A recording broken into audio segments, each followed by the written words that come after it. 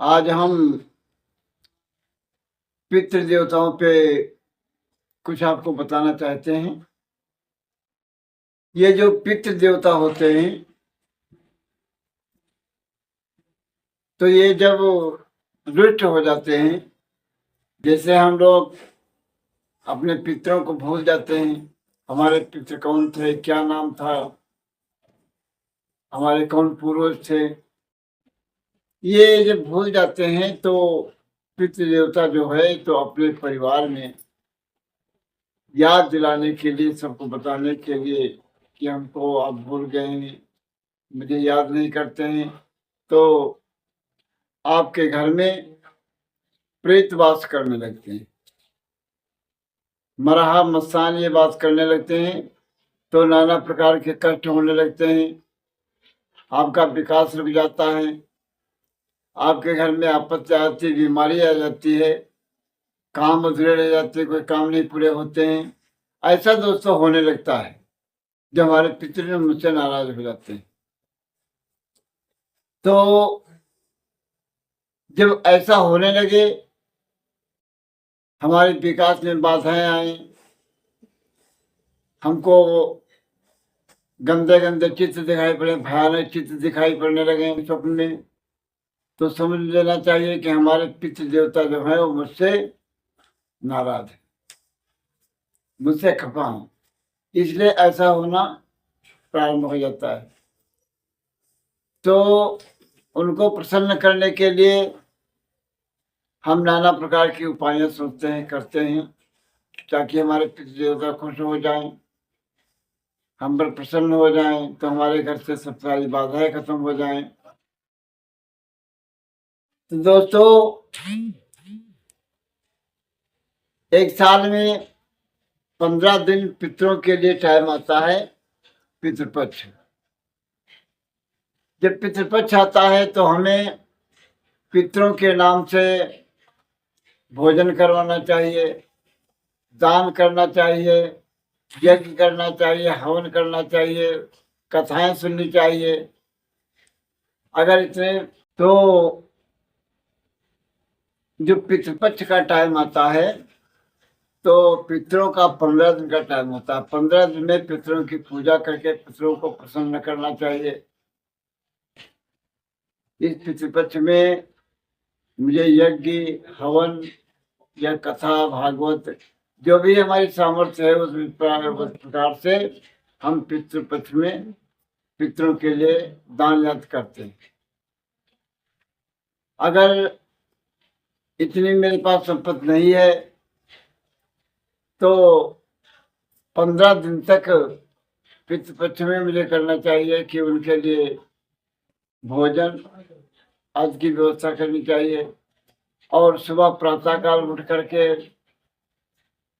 जो हम घर के बाहर निकलते हैं उसको देहरी हम लोग बोलते हैं, तो उस देहरी के दोनों सिरों के ऊपर थोड़ा जल, एक पुष्प, अक्षत।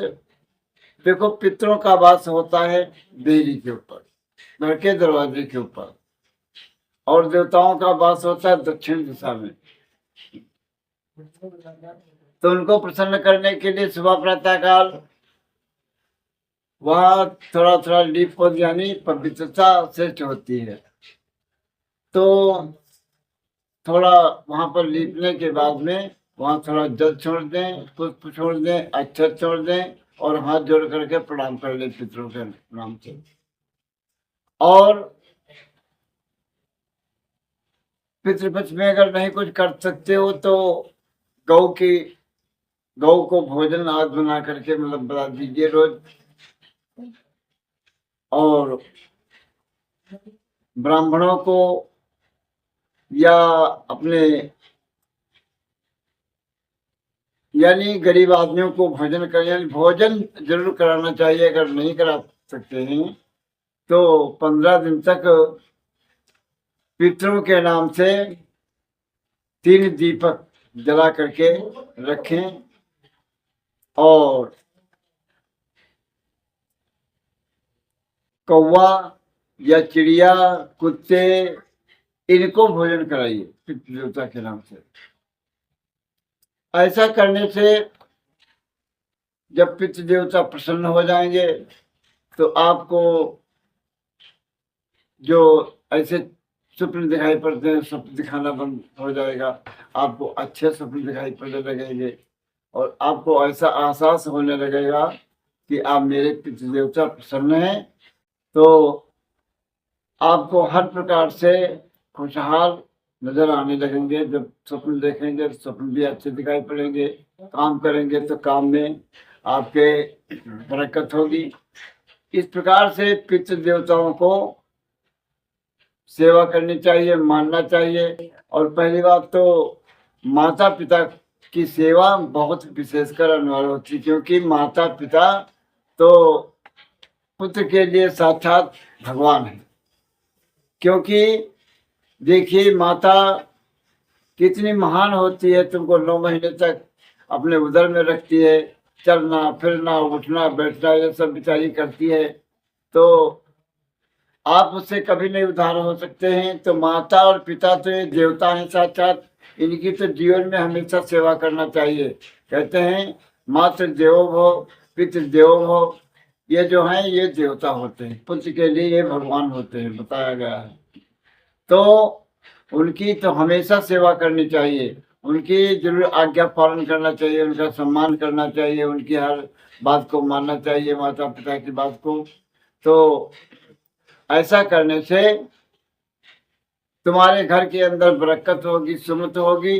तो हर प्रकार के आपकी रिद्धियां सिद्धियां ऑटोमेटिक आते रहेंगी और आप जो भी काम करेंगे उसमें खुशहाली दिखाई पड़ेगी, उसमें बरकत दिखाई पड़ेगी।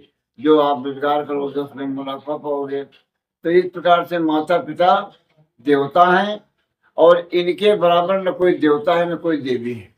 माता पिता संसार में जिसके हैं उसकी उनको सेवा करनी चाहिए। माता पिता जो है तो पुत्र के भगवान हैं साक्षात। और जब हमारे पूर्वज बीत चुके हैं तो उनके नाम से कुछ न कुछ करना चाहिए धर्मार्थ कार्य। क्योंकि हमारे माता पिता अगर स्वर्ग में हैं, कहीं हैं, बीत चुका है, संसार से जा चुके हैं, तो उनकी प्रसन्नता के लिए हमें कुछ न कुछ कार्य करना अवश्य है।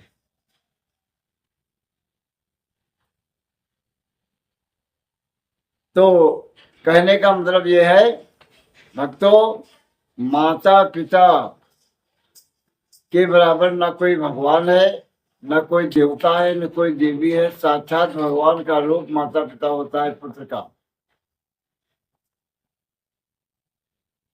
दोस्तों, अगर ये मेरा वीडियो आपको पसंद आया हो तो वीडियो को आगे लाइक करें और चैनल को सब्सक्राइब करें।